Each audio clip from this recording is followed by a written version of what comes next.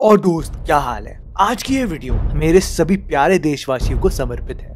भारत दुनिया की नजरों में एक उभरता देश है। पिछले कुछ सालों में भारत के बारे में लोगों की प्रतिक्रिया बदल चुकी है। जो लोग हमें बेकार, गरीब और बेवकूफ मानते थे, वही लोग आज हमें इज्जत भरी नजरों से देखते हैं। बड़ी बड़ी कंपनियां आज भारत में आना चाहती हैं और बड़े बड़े बिजनेसमैन भारत में निवेश करना चाहते हैं। तो ऐसा क्या किया भारत ने जो पिछले कुछ सालों में वे इतना बड़ा बन गया? तो दोस्त, यहाँ पर मैं आपको बताना चाहता हूँ कि भारत हमेशा से ही ऐसा ही था, पर आज बदलाव लोगों के नजरिए में आया है। आज मैं रहस्य भाई आपको भारत के कुछ ऐसे अचीवमेंट्स और इन्वेंशंस के बारे में बताने वाला हूँ जो आपने कभी सुने ही नहीं। तो दोस्तों, आइए देखते हैं। क्या आपको पता है कि कैलेंडर का इन्वेंशन इंडिया में किया गया था? जी हाँ दोस्तों, सबसे पहला कैलेंडर पूरी दुनिया में भारत में बना था और उसके कुछ सालों बाद अंग्रेजों ने अपना कैलेंडर बनाया था, जिसमें उन्होंने हमारे महीनों के नाम भी इंग्लिश कैलेंडर में सितंबर, अक्टूबर, नवंबर और दिसंबर तो हमारे ही कैलेंडर के 7वें, 8वें, 9वें और 10वें महीने से चुराया था। ये असल में सितंबर,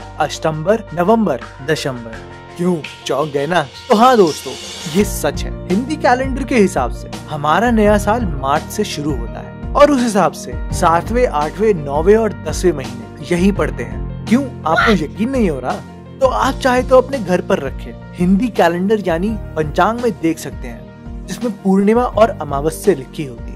उसमें आप ये देखेंगे तो आपको पता चलेगा कि आज जो साल चल रहा है वो 2018 नहीं बल्कि 2074 है, जो मार्च के बाद 2075 हो जाएगा। यानी हिंदी कैलेंडर पहले बना था और फिर लोगों ने उसे चुराकर अपना नया कैलेंडर बना लिया और हम लोगों ने हर बार की तरह वेस्टर्न कल्चर अपनाने के चक्कर में अपना ओरिजिनल कैलेंडर छोड़ दिया और चोरी करके बनाए गए कैलेंडर को इस्तेमाल करने लग गए। सिर्फ यही नहीं, ऐसी और कई चौंकाने वाली बातें अभी बाकी है। क्या आपको पता है कि जब नासा ने सूरज पर प्रयोग किया तब उन्हें यह पता चला कि सूरज की आवाज ओम है। जी हाँ दोस्तों, जो हम सदियों से बोलते आ रहे हैं वो आज जाके नासा ने पता लगाया है।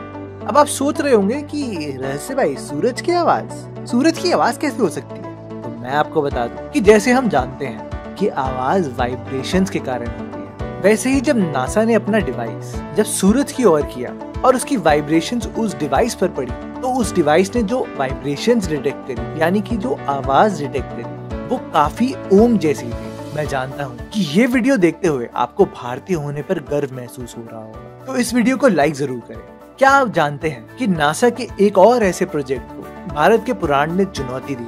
जी हाँ, नासा ने कुछ समय पहले पृथ्वी से सूरज तक के डिस्टेंस का पता लगाया, लेकिन जैसा आप सभी जानते हैं कि हनुमान चालीसा कई सैकड़ों सालों से पढ़ी जा रही है, उसमें सूरज तक का डिस्टेंस लिखा होना एक बहुत बड़ी बात है। हनुमान चालीसा में एक लाइन है, युग सहस्त्र योजन पर भानी लीलियो ताही मधुर भर जान, जिसका मतलब है युग सहस्त्र योजन की दूरी पर सूरज है और हनुमान जी ने उसे एक मीठा फल समझ लिया, जिसमें युग सहस्त्र योजन जो है वो सूरज तक की दूरी है, जिसमें एक युग मतलब 12,000 साल, एक सहस्त्र मतलब 1000 साल, एक योजन मतलब 8 मील।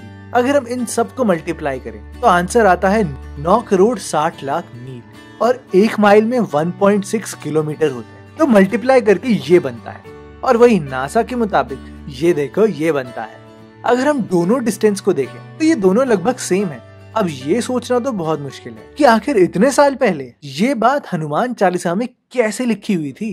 भारत सच में महान है। भारत तो महान है ही, बल्कि भारत की परंपराएं भी बहुत महान है, जिनमें से एक है सूरज को जल चढ़ाना। हम सारी पूजाओं को बिना सोचे समझे कर देते हैं और मैं आपको ये बता दूं कि हमारे पूर्वजों ने सारी चीजें एक साइंटिफिक रीजन को नजर में रखते हुए करी हैं। अगर हम सुबह सुबह सूरज को जल चढ़ाते हैं तो इससे सूरज की किरणें पानी से निकलते हुए हमारे शरीर में जाती है और सबसे ज्यादा हमारे दिल पे जाती है और जल चढ़ाते हुए मंत्रों का उच्चारण करने से हमारे शरीर में वाइब्रेशंस आती है। इन वाइब्रेशंस के कारण सूरज से आने वाली एनर्जी हमारे पूरे शरीर में जाती है, जिस कारण से शरीर के सारे रोग मिटते हैं और हम आसानी से बीमार नहीं पड़ते। बीमार से याद आया कि दुनिया में सबसे पहला ऑपरेशन भी इंडिया में ही हुआ था। जैसे कि माना जाता है कि आयुर्वेद दुनिया का सबसे पहला मेडिकल ट्रीटमेंट है। इसी ट्रीटमेंट की वजह से सबसे पहला ऑपरेशन भारत में ही हुआ था। ये ऑपरेशन एक 83 साल के बुजुर्ग आदमी का हुआ था। लेकिन आज हम सब अपने आयुर्वेद को छोड़ के मॉडर्न मेडिसिन ट्रीटमेंट को ज्यादा तवज्जो देते हैं। जिस कारण से आयुर्वेद भारत का होने के बावजूद उसके कई मेडिसिन के पेटेंट